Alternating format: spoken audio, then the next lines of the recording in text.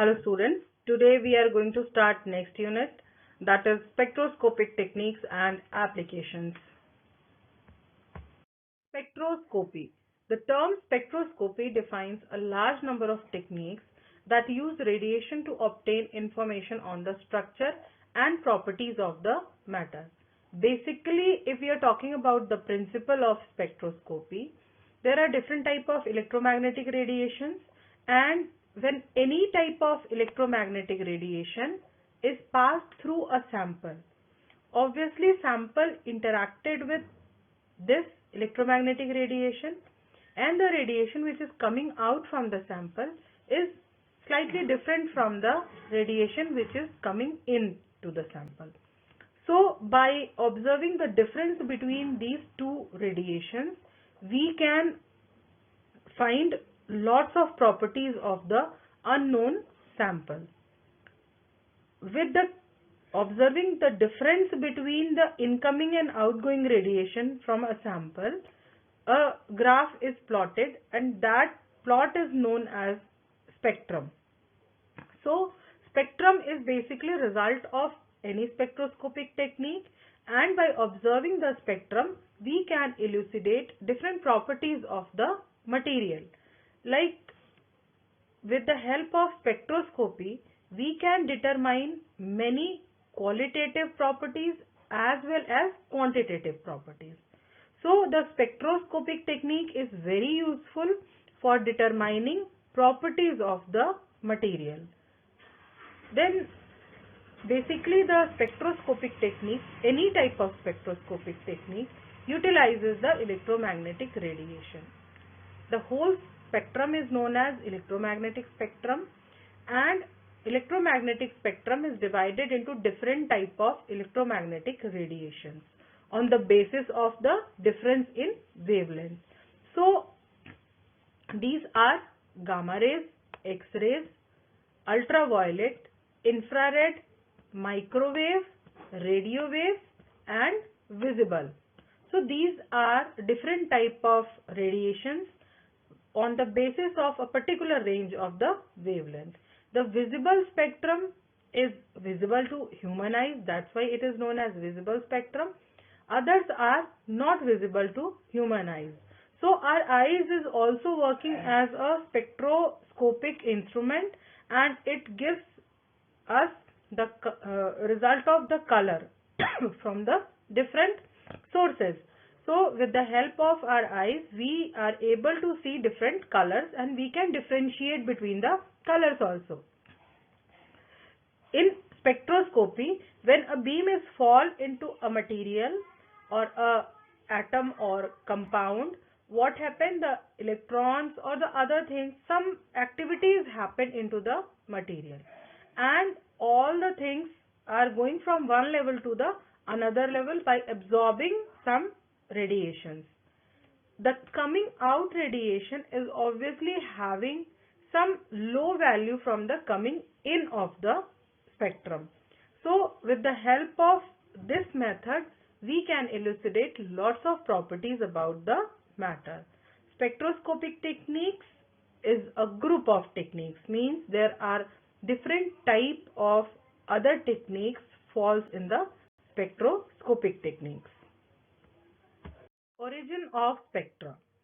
If we are going to consider two energy levels of an atom or molecule, the one is obviously having lower energy which is more stable, another one is having high energy which is less stable.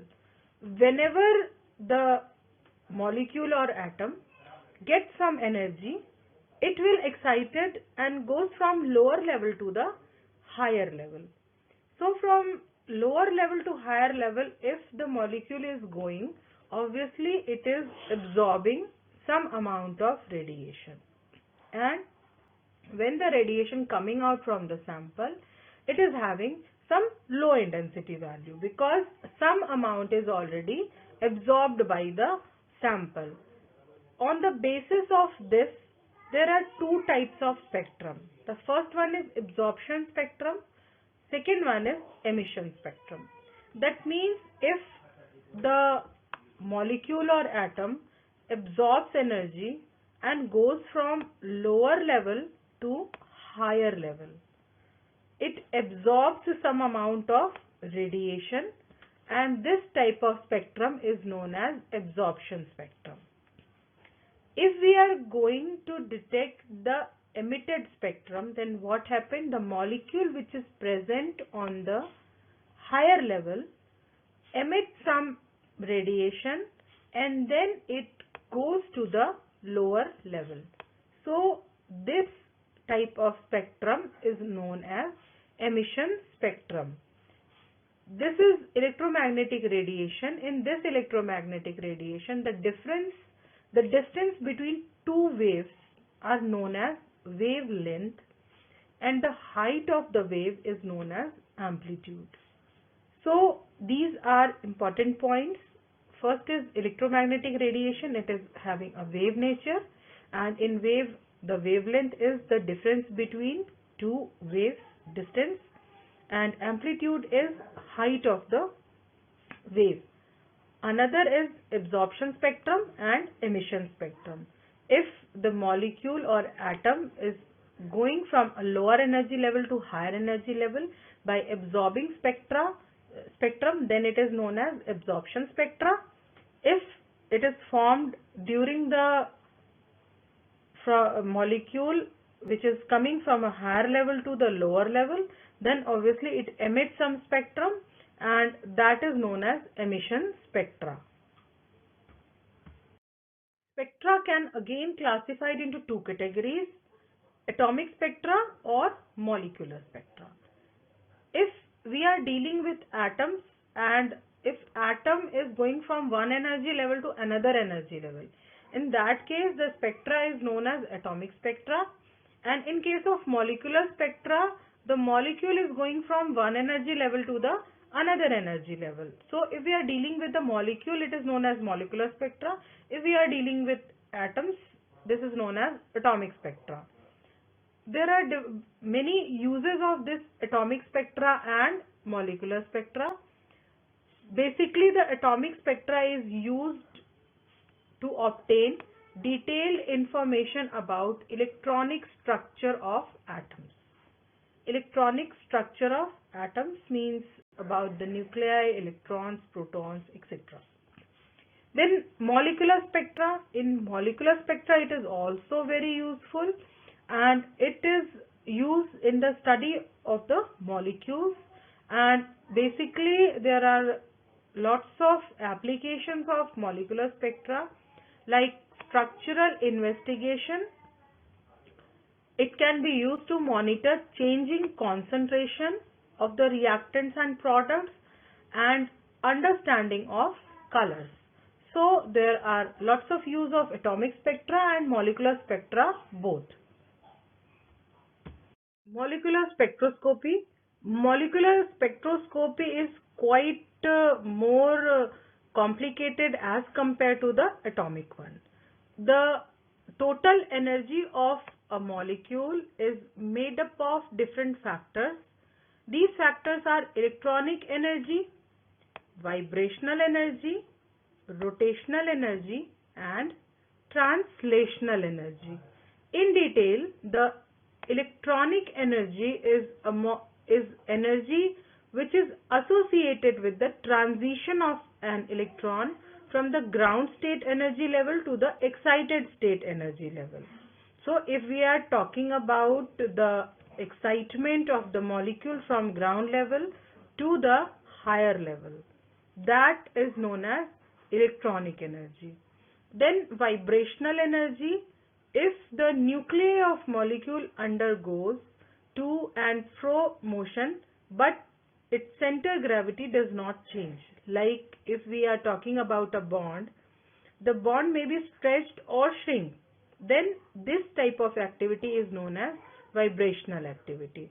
The bonds, when the bonds are vibrating, either the bond length increasing or decreasing, or bonds are just vibrating like a pendulum, these all are known as the vibrational energy. Then rotational energy. In rotational energy, the molecule undergoes rotation about the axis passes through the center of gravity. Like spinning of top is example of rotational energy. Then translational energy, the molecule undergoes motion but its center of gravity is changed. So that type of energy is known as translational energy. So molecule is having different type of motions, and in different type of motions obviously molecule require different type of energy, different amount of energy. On the basis of those, some molecule during a particular spectroscopy utilizes one type of energy, in other spectroscopy maybe other type of energy, or the combination of the types of energies. Molecular spectra is made up of all these energies. Summary of various type of molecular spectra. According to the type of energy, the molecular spectra can be divided into different types, and different spectroscopic techniques arises on the basis of those energies. So the spectra can be classified as rotational spectra. In rotational spectra, the rotation occurs between the rotational energy levels. The transition means always from one level to the another level. Obviously, if there is some rotational energy, then rotational energy levels are there, and if the molecule goes from one rotational energy level to another rotational energy level, it is known as transition between the rotational energy levels. This spectra requires radiation in the range of microwave region. Second is infrared. In case of infrared, the molecule undergoes from one vibrational level to the another vibrational level. Always the level is from lower to the higher. This type of spectra requires radiation in infrared region. Then next is UV visible spectroscopy. So UV visible spectra, during this spectroscopy, the transition is from the different electronic energy level, from lower energy level to the higher energy level. Electronic level, that means we already discussed different electronic level in molecular orbital theory, in which we are making molecular orbitals. Some molecular orbitals are of lower energy and some molecular orbitals are of higher energy. So from lower, those molecular orbitals are known as electronic levels. So from one electronic level to the another electronic level. This UV visible spectra requires UV and visible radiation range. Then next is Raman spectra. In this, the transition takes place between the vibrational and rotational energy levels both. And this occurs in far and near infrared region. Next is NMR. In this, the transition occurs from the magnetic energy level of the nuclei. So here we have studied the different energy level of the nuclei and how it is how the transition takes place from one level to the another level. And this spectra requires the radio frequency for the transition. Then next is ESR. ESR is also the magnetic energy levels of unpaired electron. The transition takes place between the magnetic energy levels of unpaired electrons, and to this happen the microwave radiation is required. So obviously these are some transition types, and obviously from transition we require some amount of energy. From different type of transition we require different amount of energy, and on the basis of that the region of electromagnetic spectrum can be decided, because the electromagnetic spectrum of different wavelength or different wave number are having different energies. So by this way we can divide different type of molecular spectra. In your syllabus, IR, UV and NMR is there. We will discuss these three in detail. Thank you, students. This is all for today. In next class, we will discuss about the UV spectroscopy.